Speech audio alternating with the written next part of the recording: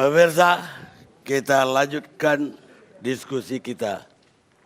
Ini segmen yang terakhir dari acara ini. Saya mau ke Profesor Mahfud MD, pakar hukum tata negara.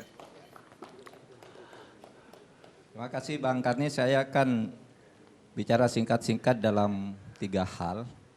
Pertama, tadi yang sampaikan Pak Saud dari KPK, memang kita merasa sedih sampai sekarang ini korupsi tidak pernah bisa diatasi, malah makin merajalela, sementara semua aturan yang pernah diusulkan orang itu sudah dibuat semua. Saya pernah mengatakan hal yang sama dengan Pak Saud ketika ada pertemuan Dewan Guru Besar di UI. Ketika bertanya harus ada aturan ini, aturan itu, saya katakan kita tuh sudah mempunyai aturan apapun. Coba Bapak tanya ke saya aturan apa yang tidak punya kita. Saya pasti sebut sudah ada, saya bilang. Jadi kita sekarang ini menurut saya tidak perlu lagi memperdebatkan aturan-aturan sistem itu, biar berjalan secara linear saja. Tidak usah pakai proyek-proyek, ini harus diubah, ini itu nanti berjalan dengan sendirinya. Saya katakan juga kita nih ya sudah habis berdiskusi apa lagi, teorinya di gudang itu, teori-teori tentang pemberantasan korupsi, bagaimana membangun negara ini, teorinya udah dikeluarkan semua, sudah didiskusikan tapi tidak baik-baik juga. Yang parah lagi, terasa bahwa pemerintah dan birokrasi kita ini sejak dulu, bukan hanya sekarang, itu selalu disandra oleh kekuatan-kekuatan di luar dirinya, korporasi. Dikendalikan oleh kekuatan di luar. Seperti tadi ini pembicaraan ini tadi, kan hampir semuanya sampai pada kesimpulan yang sama, ini ada pemain besarnya di luar di mana pemerintah sendiri juga tidak berdaya gitu. Nah padahal kita setiap saat bicara itu gimana nih caranya. Setiap presiden sama. Pokoknya kalau saya jadi presiden korupsi diberantas habis kan gitu kan. Ya, mulai dari dulu lah. Yang terakhir misalnya Pak SBY itu ada 15 janji nomor 12 baiki birokrasi, perang lawan korupsi, sama juga tidak berdaya, sehingga kata Bang Ruhut tadi itu Partai Demokrat sendiri kena musibah. Beberapa tokohnya masuk penjara, masuk di Cipinang. Itu saya kira bukan pribadinya Pak SBY, ini ada sesuatu di mana sistem kita dalam pengertian kita menampilkan pemimpin itu mungkin keliru. Sehingga setiap pemimpin yang tampil itu selalu tidak berdaya menghadapi ini. Nah, bahkan orang yang dulunya berteriak-teriak mau membantas korupsi, sesudah diberi kesempatan masuk, kalau tidak diam ya ikut korupsi. Kan gitu yang terjadi. Coba sekarang lihat aja gitu. Nah ini persoalan kita. Paling-paling cuma diam kalau dia bagus. Kalau ikut arus ya korupsi juga gitu. Nah itu satu.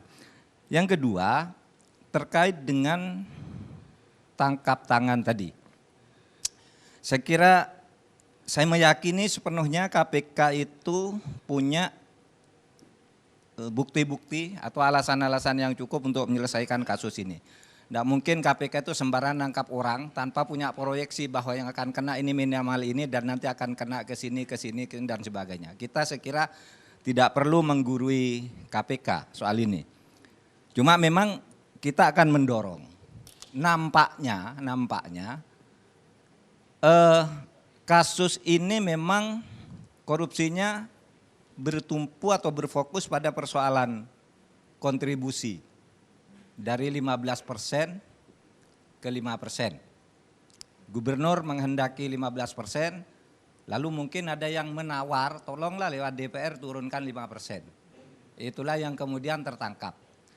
Dan bagi saya agak kaget tadi, gini, kemarin Kepala BKKD, Bu Tuti siapa gitu, membuat konferensi pers yang mengatakan bahwa gubernur itu sudah mengatakan 15%. Tapi dalam rapat tanggal 1 Maret 2016 itu Wakil Ketua DPR Taufik minta secara resmi agar diturunkan menjadi 5%. Ini Taufik.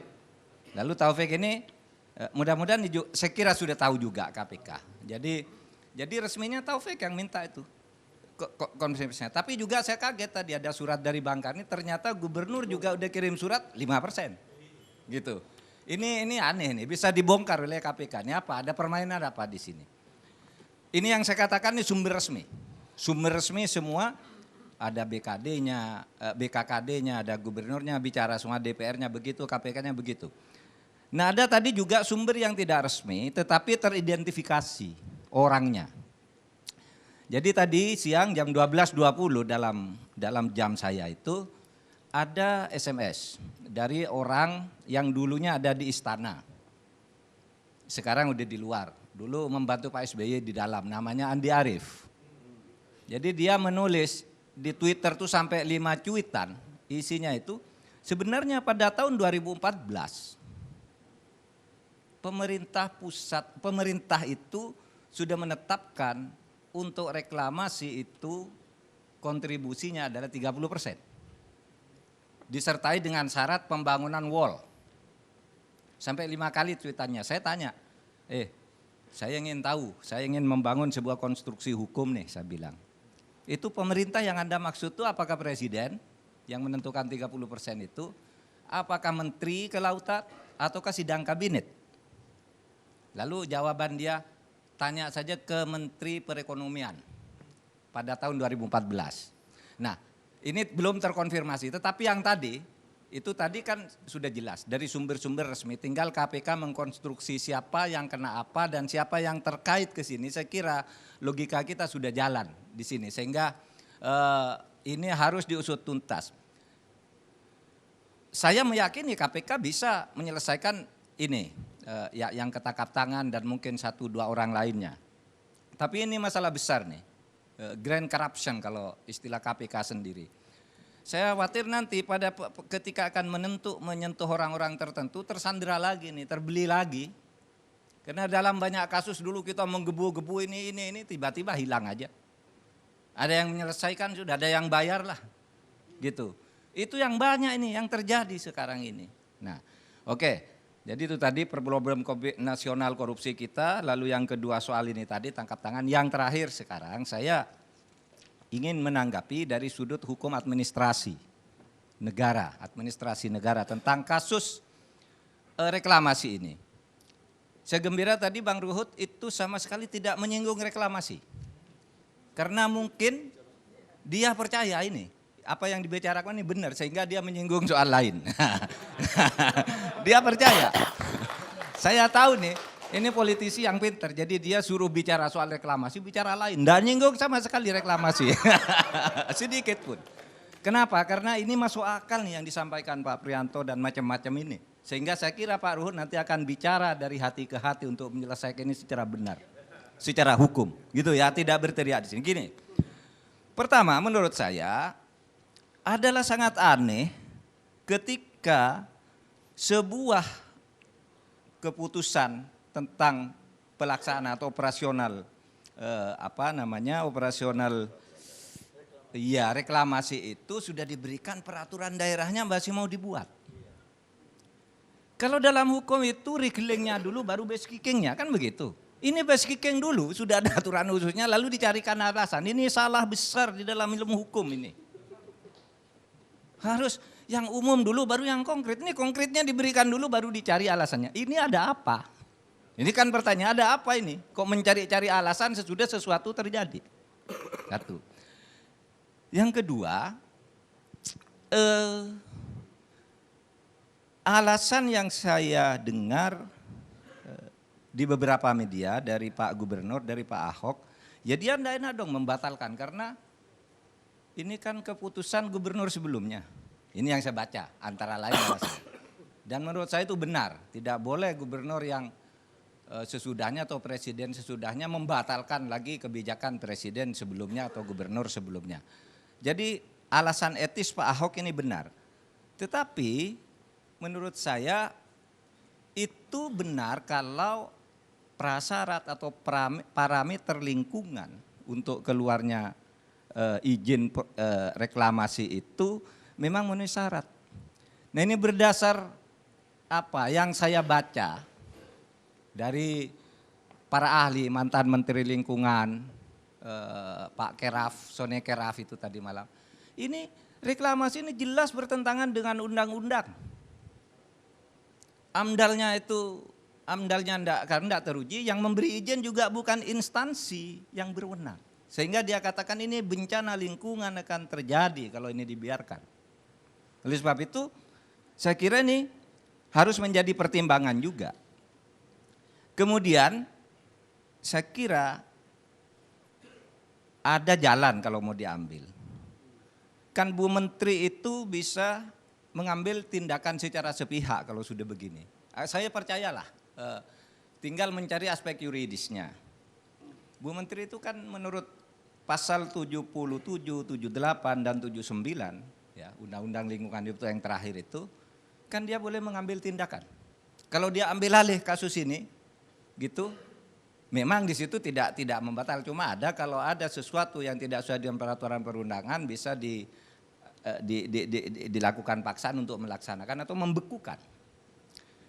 Ini kalau untuk keselamatan kan bisa aja, ini dibatalkan aja gitu. Kenapa sih? Atau postpone tadi, ditunggu sampai aturannya jelas. Tetapi proses pidananya harus jalan. Proses hukum administrasinya harus seperti ini menurut saya. Tidak ada masalah, saya kira Pak Ahok juga tidak perlu merasa melanggar etika pemerintahan kalau dia sudahlah ya, karena yang dulu salah dan juga pendapat publik begitu, analisis yuridisnya juga begitu, kenapa tidak dicabut aja? Itu menurut saya sikapnya lebih mulia kalau Pak Ahok mau begitu. Dan yang terakhir, mari kita selesaikan ini berdasarkan jalur hukum yang benar. Maksud saya, siapapun tidak boleh menggunakan isu ini untuk memojokkan Pak Ahok. Nggak boleh. Juga siapapun tidak boleh menggunakan isu ini untuk menguntungkan Pak Ahok. Hukum ya hukum. Kalau tidak begini, negara ini akan tetap seperti tadi yang pertama dikatakan Pak Saud itu. Dan kita bodoh benar kita ini, sudah 18 tahun reformasi ya begini-begini terus, malah tambah mundur. Terima kasih. Terima kasih Pak Prof. Sekarang Profesor Muzakir. Baik Pak Karni, ini satu hal yang menarik buat saya. Yang pertama adalah tentang corporate crimes ya, atau kejahatan korporasi. Sebenarnya saya menunggu di polisi, jaksa dan juga KPK ini kapan dia akan melibatkan korporasi itu sebagai subjek hukum dalam kaitannya dengan hukum pidana ya. Dan tadi berbicara dari saya membaca di media, nampaknya belum masuk tentang corporate-nya, itu belum masuk. Lebih pada pengurus dari corporate itu sendiri. Ya. Saya kira sudah masanya sekarang ini, dan kebetulan kami kemarin membahas RUU-KHP yang terkait dengan chapter tentang subjek hukum korporasi. Ya. Saya kira ini dulu Pak di Kejaksaan juga mau membawa ini adalah corporate crime. Kami senang sekali kalau itu yang itu dilakukan, karena saya sependapat dengan pembicara terdahulu bahwa ancaman yang paling nyata di masa depan adalah kejahatan korporasi, ya. Dan kejahatan korporasi adalah kejahatan yang baik, seolah-olah baik, tapi sesungguhnya dia adalah jahat, gitu ya. Kalau dilihat dari sisi perbuatannya, karena umumnya kejahatan korporasi itu selalu dimulai dari pelanggaran hukum administrasi. Jadi kelihatannya itu sah, tapi kalau dikaji secara substantif dalam konteks hukum pidana itu menjadi cacat di dalam satu konteks ini. Saya kira saya senang sekali kalau KPK ini nanti dalam perkara ini kemudian masuk di dalamnya adalah korporasi sebagai subjek hukum.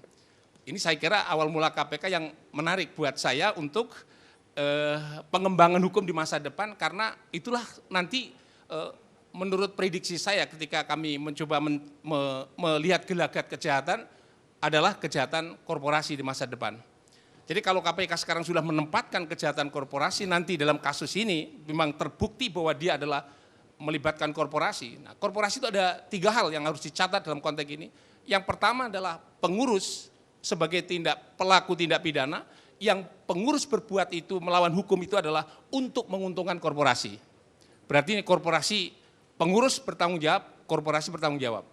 Ada kalanya korporasi melakukan tindak pidana di mana pengurus mewakilinya. Dan yang terakhir adalah pengurus itu menggunakan tameng korporasi sungguhnya untuk kepentingan dirinya sendiri. Kalau ini pengurus yang berbuat jahat. Sekarang nampak sekali kalau urusan izin-izin yang tadi sudah disebutkan tadi, ujungnya adalah izin reklamasi, berarti di sini ada suap yang terkait dengan proses pengurusan izin mencari dasar hukum, dan kemudian jelas dia untuk menguatkan kegiatan usaha, yang usaha itu adalah dalam bingkai korporasi. Berarti ini KPK bisa mengembangkan ini, dia akan ditempatkan sebagai subjek hukum tersendiri. Saya kira ini penting menurut saya untuk merespon, ya, mungkin ini awal sesuatu yang baik, dan kami sudah merumuskan ini di dalam RUU KHP, saya kira menjadi klop kalau ini nanti terjadi. Jadi korporasi harus ditempatkan sebagai subjek hukum. Karena kejahatan bisnis adalah kejahatan mencari keuntungan, dan korporasi adalah orientasi adalah keuntungan, itu artinya apa? Ya artinya kalau sanksi pidananya terkait dengan keuntungan itu klop ya. Nanti kalau hanya orangnya masuk penjara, korporasinya tetap ada, menurut saya sampai sekarang agak sulit untuk diberantas ya, kejahatan yang seperti ini. Karena masuk pengurusnya, kalau korporasinya masih ada ya tetap saja ada kemungkinan terjadi pengurus baru dan pelanggaran baru. Yang berikutnya adalah kejahatan yang tadi sudah Prof. Mahfud sebutkan. Ini yang paling menarik sekarang ini harus dicermati, mungkin catatan mungkin buat KPK. Ada dua hal di sini. Dalam satu kaitannya dengan hukum administrasi, ya ini kalau kita lihat tadi kan semuanya terkait dengan hukum administrasi, ada perda, ada ini. Maka hukum administrasi kalau hubungannya dengan hukum pidana itu ada catatan saya sering sekali saya sampaikan. Yang pertama, orang itu punya itikat baik. Yang kedua adalah itikat tidak baik. Yang ketiga, itikat buruk. Ini masih ranah dalam hukum administrasi atau hukum perdata. Dan yang keempat ini menurut saya menarik adalah itikat buruk yang kriminal. Itikat yang buruk kriminal adalah melanggar hukum administrasi sebagai perbuatan melawan hukum administrasi yang Pak Mahfud katakan, tapi itu bagian dari skenario untuk berbuat jahat. Ya. Skenario untuk berbuat jahat adalah bahasa hukum pidananya dikatakan perbuatan persiapan untuk berbuat jahat. Ya. Jadi ini bisa masuk di dalamnya menurut saya pelanggaran hukum administrasi bisa menggerakkan hukum pidana sebagai kejahatan dalam hukum pidana kalau dia disertai di dalamnya adalah itikat buruk yang kriminal. Yang berikutnya saya ingin sampaikan terkait dengan masalah yang berhubungan dengan KPK. Ya. Tadi saya senang sekali mendengar komisioner KPK, tapi saya belum senang seperti teman-teman sekalian. Saya akan tunggu KPK sampai berakhir ini hanya dibingkai pada kasus ini saja, atau memperluas pada kasus yang akan membongkar kasus yang dikatakan grand design-nya ini. Kalau ini nanti berakhir KPK, baru saya akan ngucapin selamat ya. Tapi kalau baru sekarang saya belum, karena kadang-kadang janji tinggal janji gitu ya. Ya, saya akan tuntut atau kami akan memohon kepada KPK supaya membuka semuanya ini. Artinya membukanya dari mana? Toh kasus ini kan sudah lama sekali, tinggal meruntut aja. Kalau dalam bahasa hukum administrasi, runtut aja izinnya dari mana, peraturan dari mana, akan satu persatu akan masuk di dalamnya. Ini catatan buat KPK. Sekali lagi saya akan menunggu berakhirnya proses ini. Yang saya acungi jempol Pak Karni, saya yang selama ini saya khawatirkan, tapi di masa kepemimpinan yang baru ini nampak jelas tadi. Saya akan menggunakan prosedur yang extraordinary atau extraordinary prosedur. Karena kasusnya begini-begini, tanpa dengan itu maka dia akan tidak terbongkar.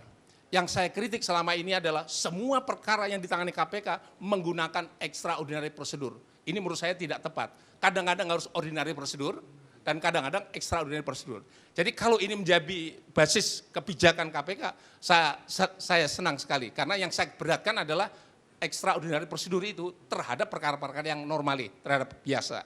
Yang terakhir, saya ingin KPK tidak bangga dengan persepsi yang naik atau menaik turun, itu singkirkan saja. Rakyat tidak butuh tentang indeks korupsi ya. Rakyat itu hanya mungkin terkait dengan masalah pencitraan. Rakyat butuh safety aman bahwa dana negara itu memang benar-benar dipakai untuk pembangunan dan mereka untuk senang ingin cepat sejahtera. Ya, saya kira itu yang paling penting. Terima kasih, Bung Karni. Baik, Babe harusnya senang dong dengan reklamasi katanya. Megah, lampunya kerap-kerip, kita kayak lewat Hongkong. Dulu perahu kedap-kedip lampunya. Ya, itu Dubai banyak disebut reklamasi. Reklamasi Dubai tidak membinasakan nelayan dan tidak membinasakan peradaban Arab. Kita masih bisa mendengar indahnya suara Hiba Tawaji di dalam arena musik di Dubai. Mengenai reklamasi ada pandangan saya dari segi kebudayaan. Yang pertama 17 blok itu menutup kehidupan pulau-pulau. Karena di situ ada sekitar 100 sampai 200 ribu orang kehidupan. Di situ ada anak-anak yang bersekolah di daratan. Di situ ada ibu-ibu yang perlu berobat ke daratan. Itu tertutup. Jadi apalagi dengan diuruknya pakai tanah yang diambil dari Pramuka. Pulau Pramuka ini nama yang secara pandir diganti oleh Dinas Pariwisata dan Budaya DKI. Itu Pulau Edam, bukan Pulau Pramuka. Itu akan merusak Pulau Putri yang namanya juga secara pandir diganti oleh orang-orang Parbut menjadi Pulau Bidadari. Itu adalah Pulau Putri karena Pulau Putri di situ ada Betseba yang namanya Morotelo. Morotelo itu adalah telaga yang dibangun orang-orang Moro, West Apro pada abad keempat Masehi. Kemudian dia akan merusak lagi di situ adalah situs Beehive Stone yang di orang Belanda bilang Onrus itu salah, itu adalah Unrus. Unrus adalah pendatang Rusia. Kalau kita lihat arsitektur Beehive Stone di situ sama dengan Beehive Stone yang terdapat di tanah Rus. Jadi ini akan hancur, Pak. Ini justru kalau ini dimengerti oleh arkeolog dan sejarawan Indonesia, ini modal pariwisata. Tidak hanya 3 juta turis yang bisa kita datangkan di sini, bisa 30 juta. Kemudian saya menjadi heran ya ketika sekarang orang mau reklamasi karena memang di darat katanya tanah udah habis. Kata Bapak Yayat itu udah dikuasai ini, kuasai itu. Waktu tanah belum habis, ide reklamasi pun sudah dihidupkan di Tanjung Pasir.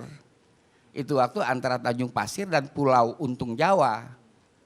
Saya tidak mau sebut nama orangnya udah meninggal, nggak baik. Pak korporat yang melakukan ini. Tapi itu waktu Pak Harto yang melarang langsung pada tahun 80. Kenapa sih ngebet dengan reklamasi?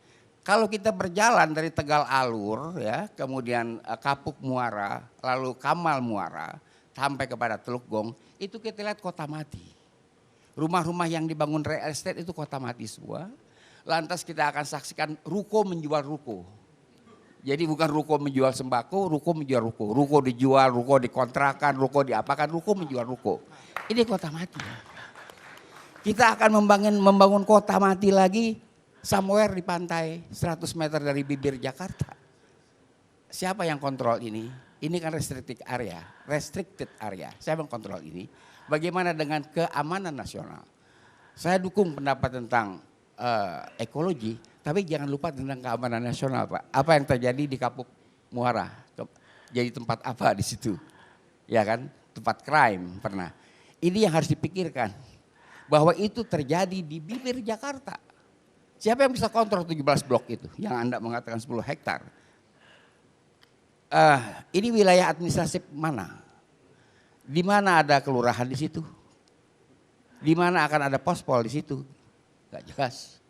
Apakah 5 atau 15% yang dituntut itu lahan atau fulus? Kan kita gak tahu. Kita gak mendengar ada tuntutan lahan untuk kepentingan-kepentingan pos keamanan, pos administrasi kelurahan. Dan ini harus dipikirkan masak-masak, Pak. Kita ini perlu keamanan nasional. Walaupun istilah itu sekarang, maaf Pak ya, oleh zaman reformasi menjadi tidak populer. Tapi saya kira ini istilah yang tetap baik. Keamanan nasional itu harus kita concern. Ini bukan hanya concern bapak-bapak dari TNI ya. Jadi concern kita sebagai rakyat. Apalagi saya walawa Pak, waktu zaman tahun 62. Jadi ini kita harus concern kita, jadi nggak bisa begitu saja hanya dengan AMDAL, hanya dengan ekosistem, oke, itu harus, tetapi harus dengan pendekatan security, nggak bisa enggak. Kita harus mengamankan negara kita sendiri. Terima kasih.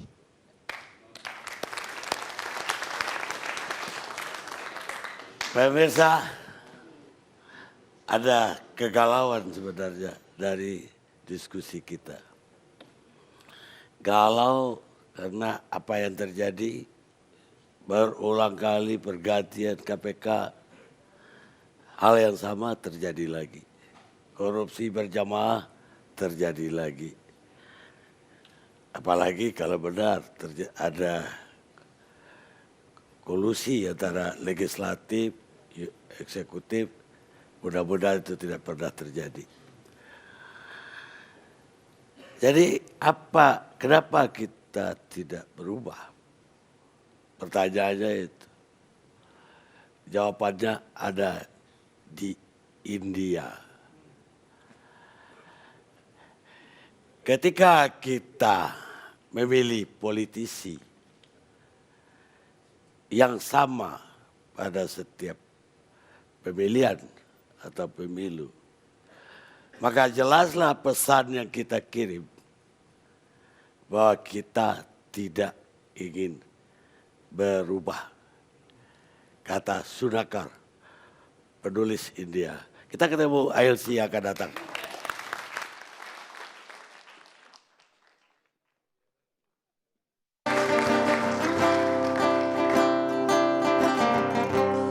Jangan biarkan Jakarta tenggelam diguyur hujan, atau biarkan Jakarta tenggelam menenggelamkan kehidupannya. Sadarkanlah jiwa-jiwa yang berjiwa, bahwa Jakarta adalah ibunya kota, perlu dijaga, diajak bicara, perlu bernafas, perlu bergerak dalam ruang